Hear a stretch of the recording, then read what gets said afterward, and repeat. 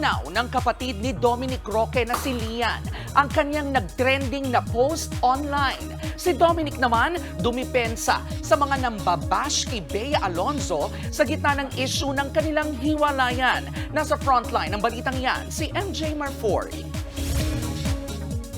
Mainit pa rin ang usap-usapan sa issue ng hiwalayan ni Bea Alonzo at Dominic Roque.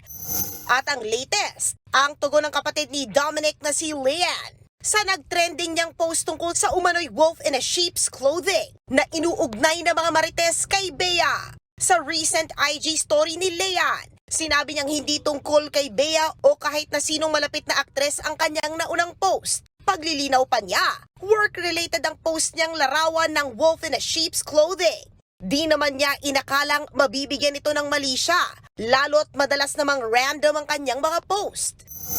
Samantala, nirepost naman ni Dominic ang kanyang pa-birthday reel noon kay Bea. Sa caption, dinipensahan niya si Bea na aniya, isang beautiful person inside and out. No hate, bashing, at negative things sana para kay Bea.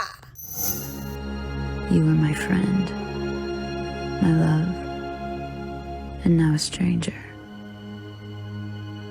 But you'll always be my favorite memory. Ang malungkot na video naman na yan sa Instagram ni Tyler Wayne Glass last month na tungkol sa pagle-let go sa isang taong minahal. Nag-trend din matapos maispatan ang comment ni Dominic na mga makahulugang umiiyak na mga emoji. Sa ngayon, wala pa ring opisyal na pahayag kaugnay ng issue ng kanilang hiwalayan ng dalawa. Nagbabalita mula sa Frontline, MJ Marfori, News 5. Mga kapatid, ito po ang inyong K-Alaman Queen, Kalad Karen.